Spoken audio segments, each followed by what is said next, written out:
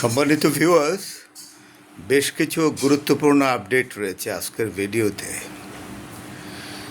সবচেয়ে বড় যেই খবর সেটা হলো ডোনাল্ড ট্রাম্প উপসাগরীয় যুদ্ধকে তীব্র করেছে এবং এই তীব্রতার চিত্র হিসেবে দেখা যাচ্ছে ট্রাম্প 20টি যুদ্ধজাহাজ, কয়েকশো বিমান হরমুজের আশপাশ এলাকায় জড়ো করেছে, অর্থাৎ উপসাগরীয় অঞ্চলকে মিলিটারাইজ করেছে। এর আগে ইরানের বিভিন্ন জায়গায় আক্রমণ করেছে, বিশেষ করে আগের মতোই হরমুজের আশপাশ, বন্দর আব্বাস, কিস আইল্যান্ড এগুলোর উপরে আক্রমণ করেছে। এই সবচেয়ে বড় কথা হলো ইরানও পাল্টা আক্রমণে গেছে। ইরান পাল্টা আক্রমণ করে আবারও উপসাগরীয় দেশগুলোতে আমেরিকার যে মিলিটারি স্থাপনা রয়েছে, বিমান স্থাপনা রয়েছে, সেগুলোর উপর আক্রমণ করেছে, বিমান হ্যাঙ্গারে আক্রমণ করেছে, ফিলিং স্টেশনে আক্রমণ করেছে। মিলিটারি কমান্ড, সেন্ট্রাল কমান্ড তছনছ করে দিয়েছে। জর্ডনের সবচেয়ে গুরুত্বপূর্ণ ফিলিং স্টেশন আমেরিকার বিমানের ফিলিং স্টেশন এবং হ্যাঙ্গার, বিমান হ্যাঙ্গার ক্ষতিগ্রস্ত করেছে। সুতরাং পাল্টা আক্রমণ তীব্রতা লাভ করেছে। এর উপরে আমেরিকা অর্থাৎ ডোনাল্ড ট্রাম্পের আদেশে 20টি জাহাজ, যুদ্ধজাহাজ এবং কয়েকশো বিমান উপসাগরীয় অঞ্চলে মোতায়েন করা হয়েছে। অর্থাৎ যুদ্ধজাহাজগুলো রওনা দিয়েছে, তাদের গন্তব্যে আসবে, গন্তব্য উপসাগরীয় অঞ্চল। এটার দুটো কারণ থাকতে পারে। একটি হলো তীব্র যুদ্ধ অথবা ইরানকে সামরিক চাপ দেওয়া, অর্থাৎ ইরানের নার্ভ টেস্ট করা যে ইরান কতটা চাপ সহ্য করতে পারে। তো ইরান তো অলরেডি 4 মাসের উপরে আমেরিকা এবং ইসরায়েলের সাথে যুদ্ধ করে যে কোনো সামরিক চাপ সহ্য করার ক্ষমতা অর্জন করেছে বলে আমরা মনে করি। ইরান এই আমেরিকার এই যে বড় প্রস্তুতি, তাকে মোকাবেলা করার জন্য সম্পূর্ণ প্রস্তুত রয়েছে এবং আইআরজিসি সিস্টেম্যাটিক ওয়েতে মোতায়েন করা হয়েছে। এবার আইআরজিসি সিস্টেম্যাটিক ওয়েতে মোতায়েন করা হয়েছে। সবচেয়ে বড় কথা হলো এই যে আইআরজিসির এই যে বিষয়গুলো সিস্টেম্যাটিকভাবে আইআরজিসি নিয়োজিত করা হয়েছে। তার কারণ হলো এই, যদি সর্বাত্মক যুদ্ধ শুরু হয়ে যায় তাহলে এইটা হবে ভয়ানক যুদ্ধ। তবে এই জায়গায় একটি কথা বলে রাখি, সেনেট এখন অন্য রূপ ধারণ করেছে, আমেরিকান কংগ্রেস এবং সেনেট।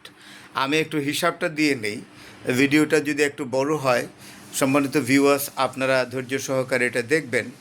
বর্তমানে সেনেটে রিপাবলিকান সদস্য আছে 53 জন ছিল, এর মধ্যে 2 জন মারা গেছে। এর মধ্যে যেই নরপিশাচ বলে যাকে আখ্যায়িত করা হয় সে হলো লিন্ডসে গ্রাহাম, সেই লোকটি মারা গেছে। আরেকজন মারা গেছে ম্যাককনেল মারা গেছে, কানেকটিকাটের সেনেটার। এই 2 জন মারা যাওয়ার ফলে এখন 51 জন আছে সেনেটার আছে রিপাবলিকান থেকে 51 জন। তাহলে মোট সেনেটারের সংখ্যা 100 জন। তাহলে কোনো রকম সংখ্যাগরিষ্ঠতা অর্থাৎ অনুমোদনের জন্য, কোনো প্রস্তাব অনুমোদনের জন্য যে সংখ্যাগরিষ্ঠতার দরকার, তা বর্তমানে যে 51 জন সেনেটার আছে সেনেটে, তা দিয়া ডোনাল্ড ট্রাম্প এই কোনো রকম প্রস্তাবের অনুমোদন পাবে না। আর সবচেয়ে বড় কথা হলো এই যে ইরানের গ্রাউন্ড লেভেলে সৈন্য নামানো, সেইটা সেনেট অনুমোদন দিচ্ছে না। এবং গ্রাউন্ড লেভেলে সৈন্য 1, 2 নম্বর কোনো ম্যাসি ওয়ারে যাওয়া অর্থাৎ সর্বাত্মক যুদ্ধে যাওয়ার অনুমোদনও সেনেট এবং কংগ্রেস কোনোটাই দিচ্ছে না ডোনাল্ড ট্রাম্পকে। সুতরাং ডোনাল্ড ট্রাম্প এটাকে যুদ্ধ না বলে সবসময় বলেছে মিলিটারি স্ট্রাইকিং, বলছে মিলিটারি ক্যাম্পেন, বলছে মিলিটারি হিট, যে তার নাম ট্রাম্প যখন যেটা মনে করে বলছে। আমি যেটা মনে করি এই 4 মাসের অধিককাল সময়ে যুদ্ধের যে চিত্র, তাতে আমি যেটা মনে করি সেটা হলো এই যে এই রকম যুদ্ধ যতই 20টি জাহাজ আসুক, 200 বিমান আসুক, তা দিয়ে হরমুজের কন্ট্রোল নিতে পারবে না। হরমুজ হলো ইরানের সোল ভূমিতে অবস্থিত। সেইখানে সেইটার নিয়ন্ত্রণ পারবে না যতক্ষণ না পর্যন্ত ল্যান্ডে সৈন্য নামাতে পারে। আমেরিকান সৈন্য ইরানের ভূমিতে না নামা পর্যন্ত যুদ্ধজয় হইতে পারবে না। এবং আমেরিকার যে ইরানের যে ভূখণ্ডের যে কৌশলগত অবস্থান, তাতে কোনোভাবেই আমেরিকান সৈন্য ইরানে নামতে পারবে না। আফগানিস্তানের চাইতেও অত্যন্ত স্ট্র্যাটেজিক, অত্যন্ত কৌশলগত অবস্থানে আছে ভৌগোলিকভাবে ইরান। সেখানে আমেরিকান সৈন্য নামা দুরূহ ব্যাপার। সুতরাং এগুলো হচ্ছে না। তাই ডোনাল্ড ট্রাম্প আরেকটা জিনিস করছে যে এমওইউ ইরান কিন্তু এমওইউ মেনেছিল। ডোনাল্ড ট্রাম্প এমওইউ পরে পর্যালোচনা করে এমওইউ পর্যালোচনা করে দেখলো যে এটা ইরানের পক্ষে যায়, তাই এই ডিল বন্ধ করে দিয়েছে। তার হলো সে যুদ্ধ তাকে চালাতে হবে। সেখানে ব্যবসাটা অন্যরকম। ইহুদি লবিস্টরা তাকে চাপ দেয় যে তুমি যুদ্ধ চালিয়ে যাও, ইরানকে দুর্বল করো এবং অস্ত্র ব্যবসাটা ভালো করে চলো। এখানে অনেকেই এর আগে বলেছেন ট্রাম্প এবং নেতানিয়াহুর মধ্যে ট্রাম্প এবং নেতানিয়াহুর মধ্যে সম্পর্ক খারাপ। তাহলে ট্রাম্প এবং নেতানিয়াহু এবং বেন গাভির কীভাবে লিন্ডসের শেষকৃত্য অনুষ্ঠানে যাওয়ার প্রস্তুতি নিয়েছে অথবা গিয়েছে, যতটুকুন বুঝি। তাহলে সম্পর্ক খারাপের তো প্রশ্নই ওঠে না। এগুলো হলো আসলে এক ধরনের ড্রামা, যেটা ডোনাল্ড ট্রাম্প এবং নেতানিয়াহু ড্রামা করে, এবং ট্রাম্প তো ড্রামার একেবারে মাস্টার হয়ে দাঁড়িয়েছে। এইখানে ইরানের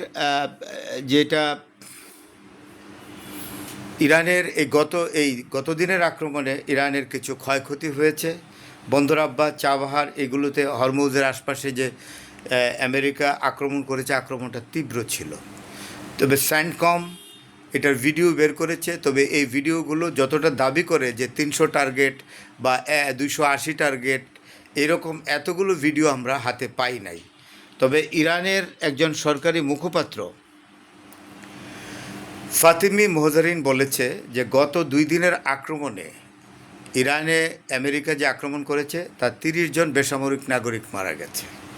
এটা ফাতিমি মোহজারিন, তিনি সরকারের মুখপাত্র, তিনি এটা বলেছেন। আর আরেকটি বিষয় হলো এই যে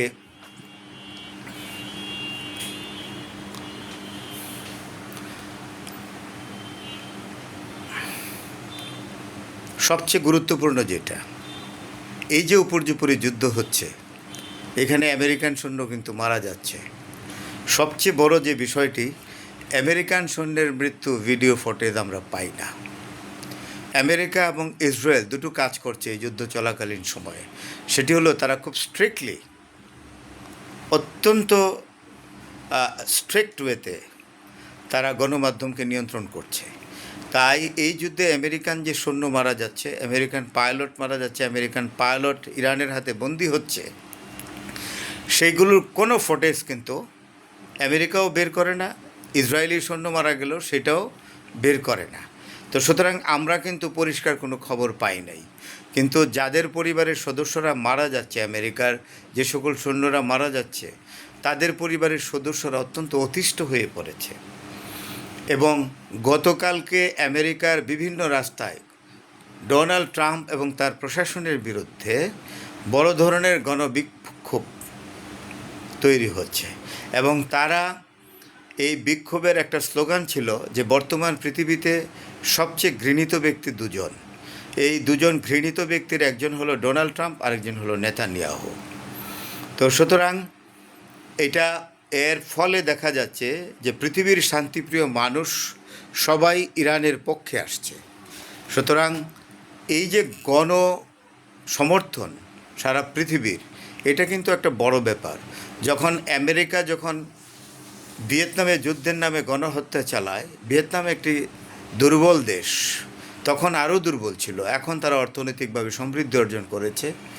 সারা বিশ্ব কিন্তু আমেরিকার বিরুদ্ধে ছিল, সারা বিশ্বের জনমত ছিল ভিয়েতনামের পক্ষে। ফল আমরা দেখলাম। ফলশ্রুতিতে আমরা কী দেখলাম এইটা যে আমেরিকা নিন্দিত হয়েছে, ধিক্কৃত হয়েছে এবং আমেরিকান সৈন্যরা যখন হাত পা হারিয়ে ভিয়েতনাম থেকে আমেরিকায় ফিরে যায় তখন প্রেসিডেন্ট লিন্ডন জনসনের বিরুদ্ধে হয়েছে, গণ আদালত বসেছিল, প্রতীকী গণ আদালত, এবং লিন্ডন জনসন ঘৃণিত ব্যক্তি হিসাবে সারা পৃথিবীতে নির্ণীত হয়েছিলেন এবং ট্রাম্প এবং নেতানিয়াহু বর্তমান বিশ্বে একজন ঘৃণিত ব্যক্তি। এদিকে আরেকটি জিনিস করেছে, ডোনাল্ড ট্রাম্প জানে যে এই যুদ্ধের পরে তাকে এবং নেতানিয়াহুকে আন্তর্জাতিক অপরাধ আদালতে হাজির হতে হবে গণহত্যার দায়ী ব্যক্তি হিসাবে। সেই জন্য মার্কো রুবিওকে দিয়ে ডোনাল্ড ট্রাম্প এবং নেতানিয়াহু একটি স্টেটমেন্ট দিয়েছে যে তারা বর্তমান যে আইসিটি ইন্টারন্যাশনাল ক্রাইম ট্রাইব্যুনাল সেটা তারা ভেঙে দিবে, সেটা তারা রাখবে না। কারণ বর্তমান আইসিটি ডোনাল্ড ট্রাম্প এবং নেতানিয়াহুর এই যে জেনোসাইডাল অ্যাক্টিভিটিস, গণহত্যার, যুদ্ধের নামে গণহত্যা, এটাকে তারা নোট নিয়েছে এবং নিশ্চিত এই যুদ্ধের পরে ডোনাল্ড ট্রাম্প এবং নেতানিয়াহু জানে যে তাদেরকে এই আন্তর্জাতিক অপরাধ আদালতে হাজির হতে হবে। তাই আমেরিকা এখন ষড়যন্ত্র করছে যে এই আন্তর্জাতিক